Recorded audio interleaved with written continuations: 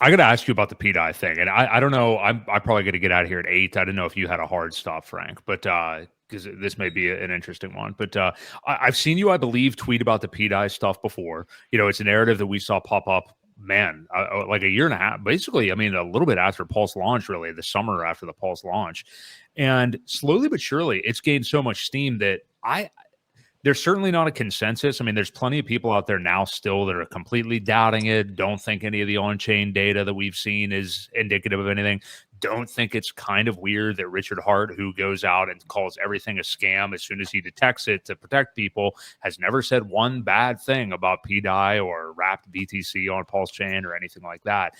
I'm curious.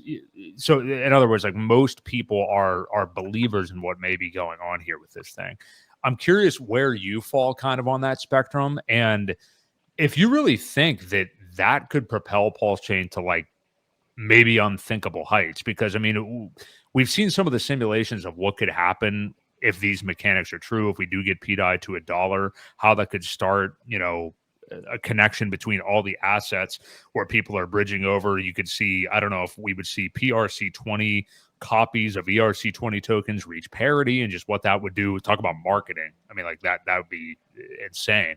But where do you fall on that spectrum, and how much do you think that could really bolster this ecosystem? Because I think that's what Richard Hart wants to do. I mean, I think he wants to, again, to use that phrase, create like a DeFi utopia over here where you can come here, do everything you need to do when it comes to DeFi. And I think what could be going on with pDAI could be the catalyst for that. So I'm curious to your thoughts. Yeah, so my thoughts on that is what I'm about to say is strictly my opinion based on the research and the facts that I look at. I don't look at people's emotions, I don't look at people's thinking process. I look at simply what I've learned, what I've listened to Richard Hart, simply just factual research.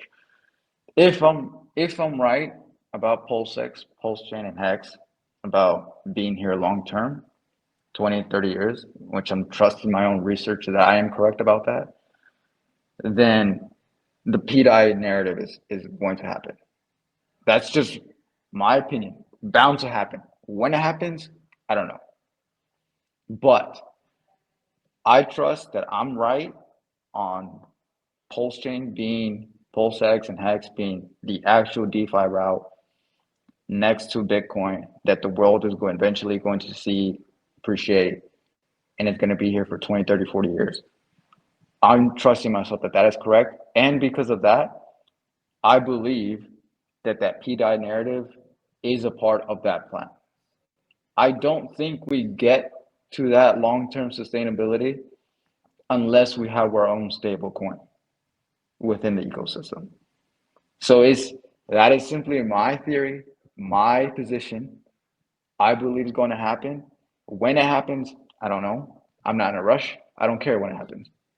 But if it does, that is like the final missing piece to create that DeFi utopia. You don't have a reason to leave anymore. People can literally, like this, you can literally go, what is it called? Earn. So you could go collateralize your PulseChain, PulseX, create a stable coin, go rotate that stable within the ecosystem, go to the stable coins in the liquidity pools and create yield in the bear market. There's not a reason for you to leave. There's not a reason for me to go back to Ethereum. And then what's even the best thing about all that is Coast, is that if I want to spend my stables, there's a direct off ramp. I no longer have to go back to Ethereum, Solana, whatever BS chain is out there. I can stay within the same ecosystem that created. There's everything. There's a DEX. There's a layer one. There's a long-term retirement plan with Hex, and then you have your stables. Like, to me, that's the perfect utopia, and I think that is how you get to that 15, 20-year long-term sustainability. Is because you have everything. You have everything within one place. It's like a perfect shopping mall. You don't need to go anywhere. And to the Coast point, you have a bank now. We got Old Glory Right. that is Oh, tied glory. directly and super friendly. You know what I mean? Those guys, the integrations that they've done, it has been amazing. I don't know if people are still not trying it or what's going on, but if you haven't checked out Coast and what they're doing with Old Glory Bank, you all really should. Yeah, Yeah. yeah. I'm in the process of submitting my application to get my Old Glory Bank. Because that's at what point do you need anything else? Why didn't you go to a big financial institution when you have Right. your own bank right there too? So it's like it's all interconnected to one another. But people are not going to appreciate the stuff that we're discussing until like they've gone and experienced the world for what it is, Yeah. and then they put it all together. They put it all together. You have everything in one place. You have your banking, you have your long-term investing, you have your yield, your active yield, your long-term yield. There's no reason to be anywhere else but here. Like if you really think about it, he's got the best of everything in crypto, and he's putting it in one place. Right. I couldn't agree more. And, as somebody who has not used Coast up to this point to do the deposits, and I've gotten everything set up now, or got it in with Old Glory Bank and stuff like that. And I just really haven't done it because ETH gas fees to use the bridge have been minimal for the last year and a half, so it hasn't been as much of a reason. But now we are starting to see a paradigm shift. We're going to see that. Frank, you just mentioned about like having to go off chain again and back to Ethereum, back to whatever, Solana, another chain like that. That's what I'm thinking of is the future really is when whether you are somebody that is like a all or nothing, I want to get out of the market completely at the end of this bull cycle, or you have more of a frank approach where you want to stay mostly on chain, but you're going to need some cash outside, some fiat for something eventually. I think you're going to be hard pressed to find a better system to off ramp off of PulseChain if you want to get something in the bank than using Coast and getting into the stable coins and then just burning them and getting back into Old Glory Bank to get your fiat. Because if you don't do that, you're looking at bridging to Ethereum. Then you're at the mercy. You have to pay an Ethereum fee to claim your tokens whenever you get back to Ethereum. Worse yet, and again, maybe that does cost less than some of the even small fees on Coast, maybe. But then what do you have to do? You have to go through an exchange, which is like the most dangerous, horrible, disgusting part of the entire process. You have to go through Coinbase or whoever you trust the most, hope that they're kosher, and then you get it there to whatever bank you want to. So to me, if it is a slightly higher, even if it is a slightly higher fee to go from Coast back to Old Glory, if I can bypass exchanges, that is something that I definitely want to do at that point.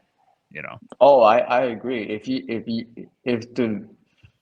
have to pay a higher fee for the peace of mind, that's 100% worth it. Because Coast is not custodial. That's Right. that's what people are not like grasping. Coinbase is custodial, meaning if at any point by chance that they go bankrupt and they have your coins, you're not getting your USDC into your bank account, no matter what the circumstances are. And Coast, because they're not custodial, they're a one-to-one, right? Whatever they hold in their vault is what comes in and out. Whatever you decide to leave, or when you do the reverse, you're burning the Coast token into USD. Mm-hmm. They have that at their disposal because they're not custodial. Right. So like that you're eliminating that risk of being at the mercy of, like what you said, being at the mercy of an exchange to honor their word that they're going to give you what you decide to take out.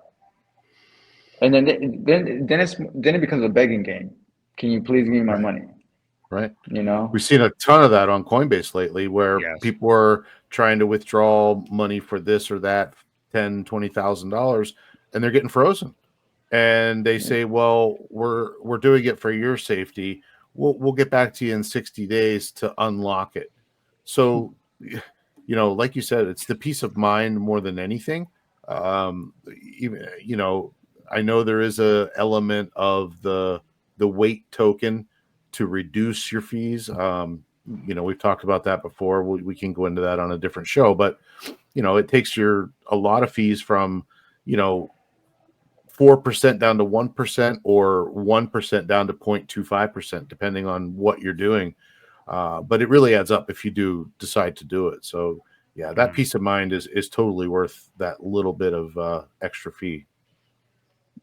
Not only that, but again, like I said, these ETH gas fees are going to get out of control. I mean, maybe they'll be a little bit more tempered this cycle. We've seen them be better here lately and stuff. Ethereum is apparently, implementing some new things here over the next couple of months. But when they get up there and bridging suddenly turns into a $50 endeavor or whatever, it's probably going to be better for you to use Coast to get into the PulseChain ecosystem. Yeah.